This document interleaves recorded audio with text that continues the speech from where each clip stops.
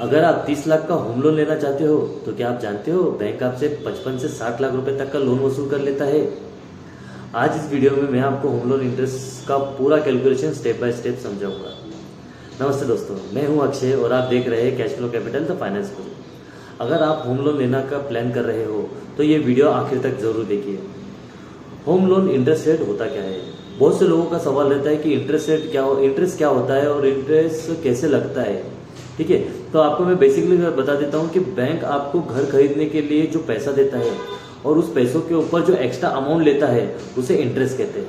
अब ये basically interest रहता क्या है, किस चीज़ के ऊपर लगता है, अभी मैं ये बताना चाह रहा हूँ कि होम लोन का इंटरेस्ट डिपेंड करता है ये 3 चीज़ों के ऊपर। आपका लोन का अमाउंट, इंटरेस्ट रेट और लोन का टेन्योर, ये 3 चीज़ों के ऊपर रहता है। टेन्योर इन द साल, कितने साल के लिए आप लोन ले रहे हो। ठीक है, अभी आपको कैलकुलेशन बताता हूँ मैं। अभी आपकी स्क्रीन पे ये कैलकुलेशन दिख रहा है, जस्ट अ मिनट। हाँ, ये देखिए।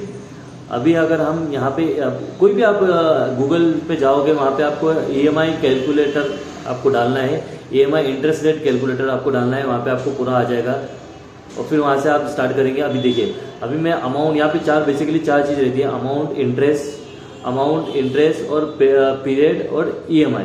ठीक है, तो अमाउंट मतलब ये था, जो भी आप होम लोन का अमाउंट ले रहे हो वो अमाउंट आपको वहाँ पे करना है। इंटरेस्ट रेट, आपको जो भी बैंक ने बताया है कि आपको इंटरेस्ट क्या रहेगा वो आपको इंटरेस्ट रेट वहाँ पे करना है, ऐड करना है।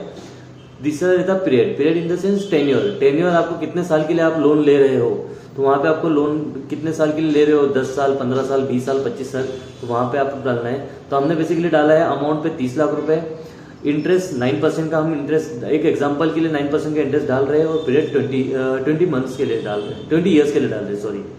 ठीक है, तो अभी यहाँ पे कैलकुलेशन में आता है टोटल EMI। अभी देखिए यहाँ पे आपको total EMI, total interest, processing fees and total payment लिख के आ रहा है। ठीक है, तो बेसिकली क्या होता है, ये प्रोसेसिंग फीस मैंने ब्लैंक इसके लिए रखा है कि हर बैंक और NBFC की प्रोसेसिंग फीस अलग अलग रहती है, तो वो डिपेंड करता है बैंक और NBFC के ऊपर।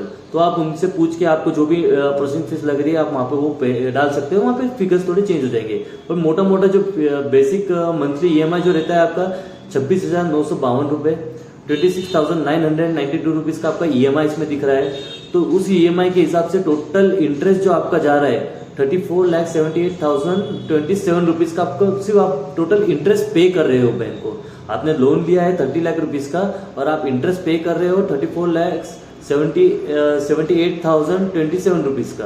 और टोटल पेमेंट जो आप पे कर रहे हो बैंक को, इंटरेस्ट प्लस तो आपकी जो लोन अमाउंट है वो 20 सालों के अंदर आप पे कर रहे हो 64,78,027 रुपीज। तो टोटल आपका जो इंटरेस्ट जा रहा है वो ये जा रहा है, टोटल आप जो पेमेंट कर रहे हो ये रहे हो। ये बेसिक एग्जांपल है, इसमें मैं आपको एक लाइव एग्जांपल भी दे सकता हूँ। लोन अमाउंट, आपको suppose loan amount 30 lakh rupees, interest rate 9% per year, tenure 20 years मतलब 240 मंथ्स। अब इसका मंथली इंटरेस्ट कैसे काउंट करेंगे? मंथली इंटरेस्ट, अभी तो हमने आपको ओवरऑल इंटरेस्ट बता दिया, मंथली इंटरेस्ट करेंगे 9% जो भी आपका है interest rate, 9% divided by 12 divided by 100, तो वो आता है 0.0075, मतलब ये जो 0.0075 है आपको मंथली इंटरेस्ट हो गया, इंटरेस्ट रेट हो गया। ठीक है, तो जो भी आपका EMI आएगा, EMI into 240 months equal to आपको जो भी है वो अमाउंट आपका सामने आ जाएगा।